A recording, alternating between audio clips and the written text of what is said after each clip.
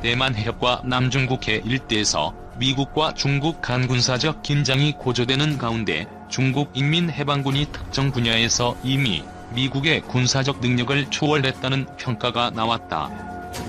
미 국방부는 1일 공개한 연례 중국 군사력 보고서에서 중국은 이미 전함건조 능력과 재래식 탄도, 순항미사일 규모, 통합항공망 구축 등의 분야에서 이미 미국과 동등하거나 미국의 능력을 초월한 것으로 보인다고 밝혔다. 미 국방부는 2000년 펴낸 첫 보고서에선 중국 군사력에 대해 규모는 크지만 90군대로 현대전을 수행할 만한 능력, 조직, 준비 태세를 갖추지 못하고 있다고 평가한 바 있다. 보고서는 중국 해군이 보유한 군함과 잠수함은 350척인 반면 미국은 293척에 그친다며 인민해방군 해군은 규모 면에서 세계 최대라고 평가했다. 미 국방부는 지난해 보고서에선 중국 해군에 대해 지역 최대 규모라고 지적한 바 있다. 인민해방군 육군 역시 상비군 병력 규모 면에서 세계 최대로 공군력은 세계 3위권으로 각각 평가됐다. 재래식 탄도, 순항미사일 분야에서도 중국이 미국을 초월했으며 여전히 미국에 뒤지고는 있지만 핵 전력도 빠르게 강화하고 있다는 지적도 나왔다. 보고서는 중국이 현재 보유한 핵탄두는 200기 초반대 수준이지만 향후 10년 안에 2배가량 늘어날 것이라며 미봉토를 위협할 수 있는지, 상기반 대륙간 탄도미사일 탄두도 현재 100기 수준에서 향후 5년 안에 200기까지 늘릴 수 있을 것이라고 전했다. 보고서는 중국이 현존 국제 질서에 변경을 가하려는 수정주의 외교 정책을 추진하고 있다고 지적하며 이를 위해 군의 역할을 확대하고 있다고 지적했다. 또 인공지능을 비롯한 첨단 기술과 경제 분야에서 민군 융합 발전을 지속적으로 추진하고 있다고 강조했다. 이밖에 2017년 8월 아프리카 지부지에서 시작된 중국군의 해외 주둔이 향후 미얀마, 캄보디아 등 동남아는 물론 1대1로 사업을 통해 중앙아시아와 아프리카 각국으로 확대될 가능성이 높다고 내다봤다. 체드 스브라자 미 국방부 중국 담당 부차관보는 이날 미국 기업연구소 주최 화상대담에서 중국은 미국이나 자국의 잠재적 위협이 될 만한 어떤 강대국과 동등하거나 보다 강력한 군사력 구축을 추진하고 있다고 짚었다. 중국이 헬기 항모를 띄웠다. 미국, 남중국해 떠나라, 박수찬의 군. 중국이 헬기 탑재가 가능한 강습 상륙함을 선보였다. 수십 대의 헬기를 운용하는 헬기 항모다. 홍콩 사우스 차이나 모닝 포스트는 26일 중국 인터넷에 유포된 사진 등을 토대로 중국 해군의 첫 075형 강습 상륙함이 5에서 23일 시운전 일정을 마치고 상하이 후등중화조선소로 복귀했다고 보도했다. 75형 강습 상륙함은 내년 중 중국 해군에 인도될 것으로 예상된다. 4만 톤급인 075형 강습 상륙함은 미국 와스프급, 아메리카급 강습 상륙함에 이어 세 번째로 크다. 승조원은 1208명, 육전대 병력 1673명과 Z-20을 비롯한 헬기 28대를 포함해 30에서 42대의 함재기와 공기부 양정 4대를 실을 수 있다. 지난해 일본 함이 진수되어 시운전에 들어갔고 이번 함이 지난 4월 진수됐다.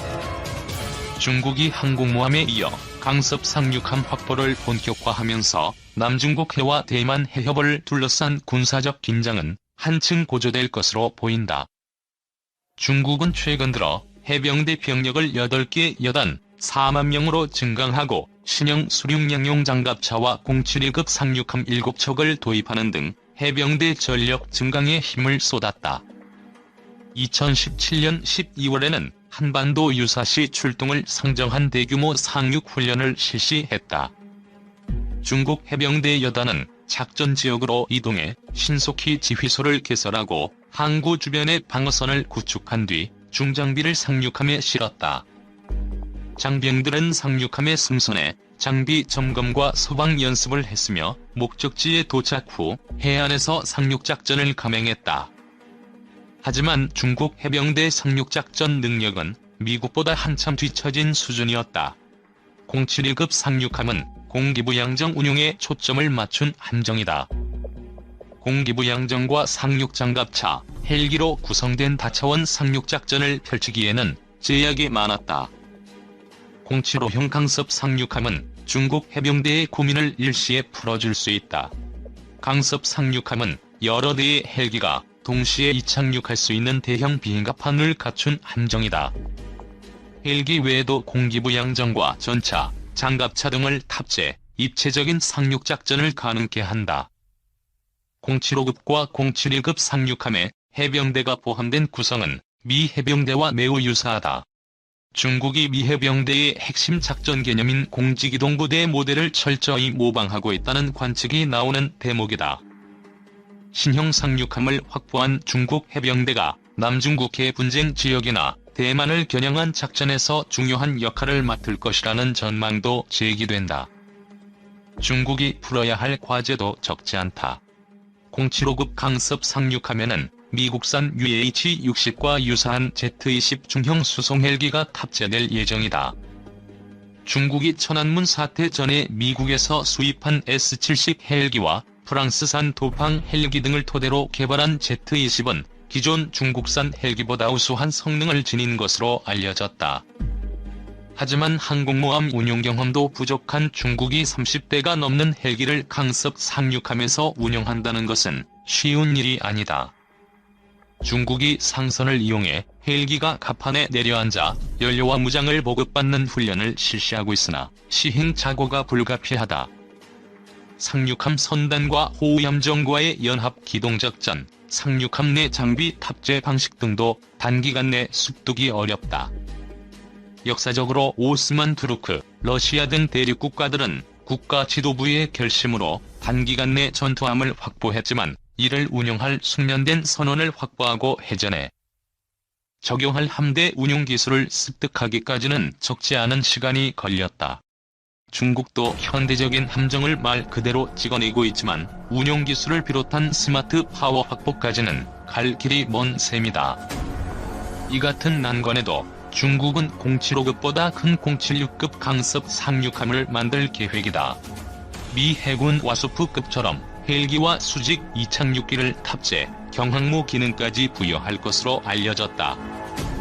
반면 수직 이착륙기 개발에 필요한 기술의 난이도가 높아 중국이 단기간 내 개발에 성공하기는 쉽지 않다는 지적도 있다. 러시아가 구소련 시절 만든 야쿠-38 수직 이착륙 전투기는 실전에서 운용하기에는 성능이 부족하고 고장이 잦아 운용 기간이 길지 못했다.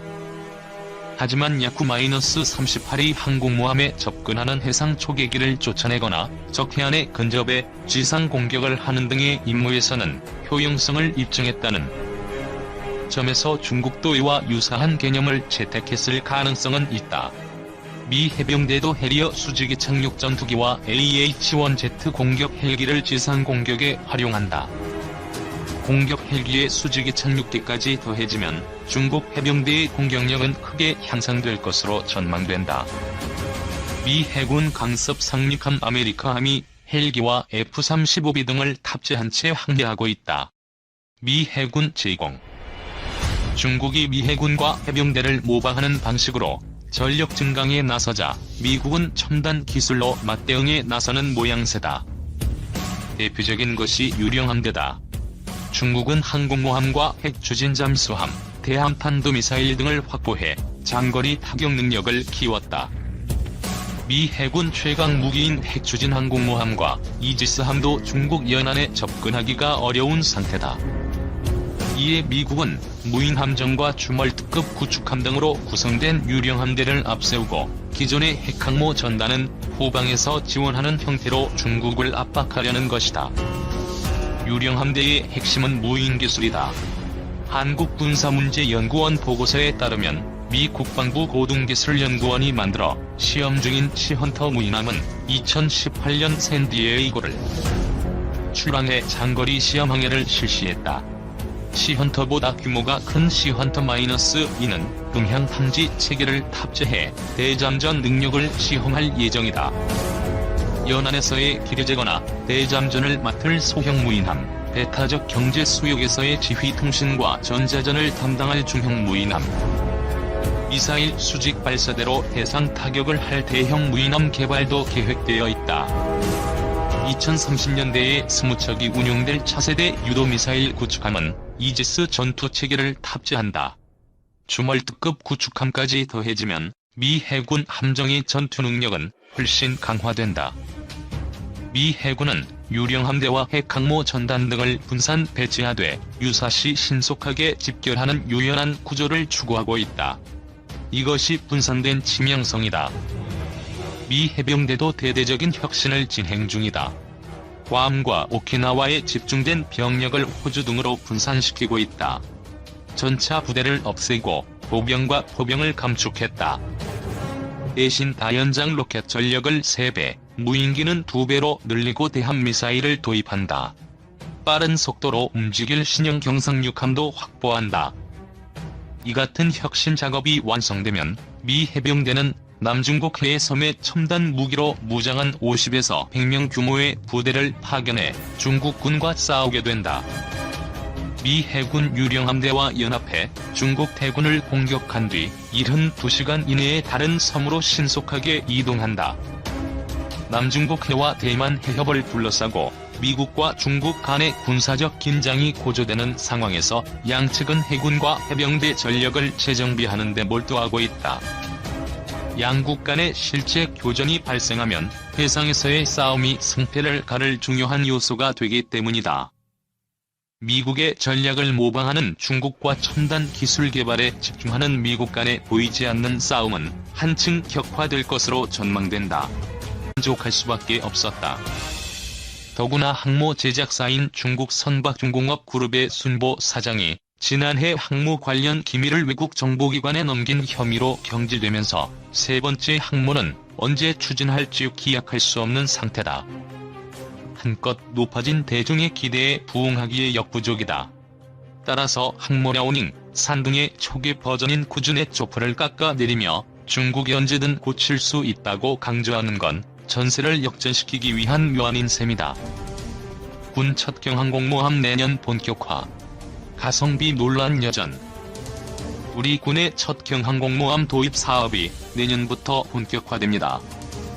전방위 위협에 주도적으로 대응하고 해양 분쟁 해역에 신속히 전개해 해상기동부대 역할을 하겠다는 게 경항공모함 도입 근거인데요. 실효성을 둘러싼 논란이 계속되고 있습니다.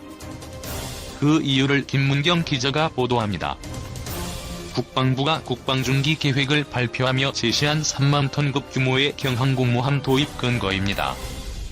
한반도 인근 해역과 먼바다 해상교통로를 보호하고 수직이 착륙 전투기를 탑재해 해양 분쟁 발생 해역에서 해상기동부대의 지휘함 역할을 수행하겠다는 겁니다.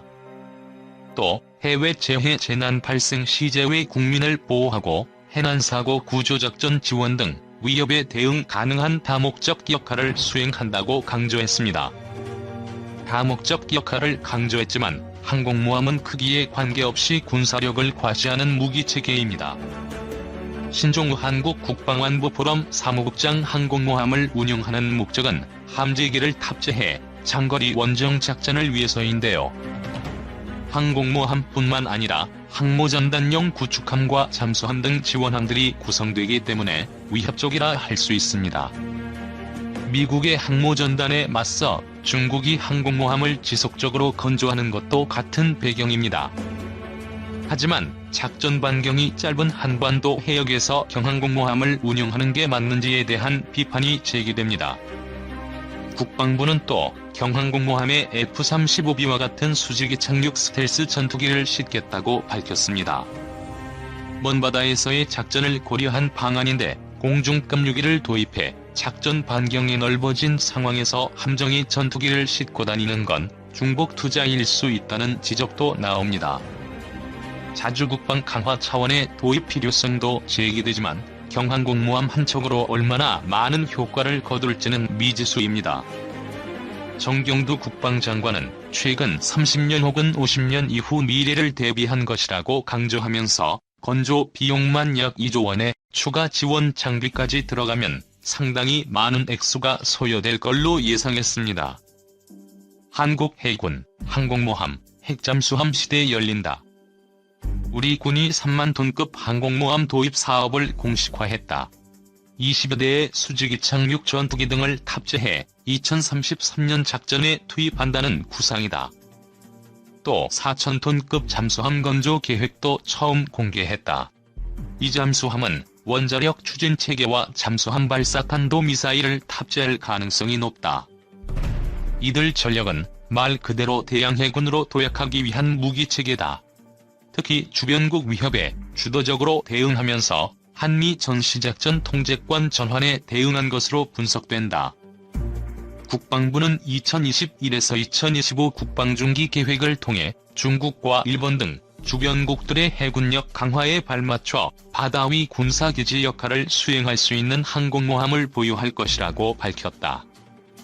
이번 항공모함의 총획득 비용은 3조 1천억 원, 연간 운영 유지 비용은 2천억 원 수준으로 추산된다.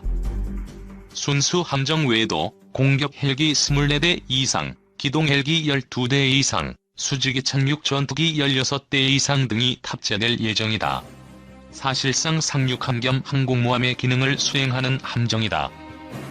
미국의 아메리카급 강습 상륙함과 외형이 유사할 것으로 관측된다. 현존하는 전투기 기종 중 이 같은 경항모에 뜨고 내릴 수 있는 기종은 F-35B가 유일하다.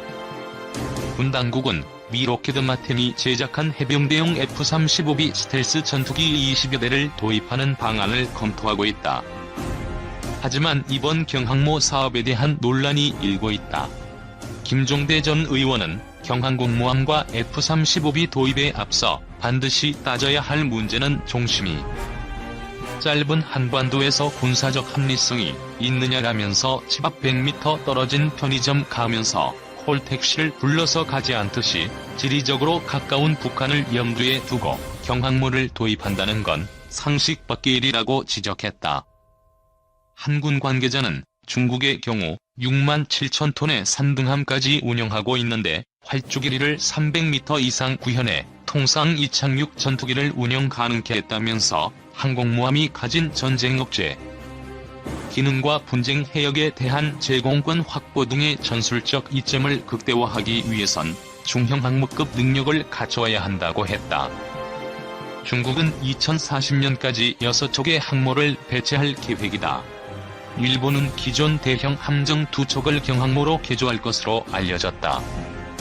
신종우 한국 국방안보 포럼 전문연구위원은 3만 톤급의 20대 함재기로는 주변국의 위협에 대응할 수가 없다면서 북한의 위협을 감안하면 공군 전투기 보강과 원자력 추진 잠수함 등의 비대칭 전력 확보가 우선해야 한다고 강조했다.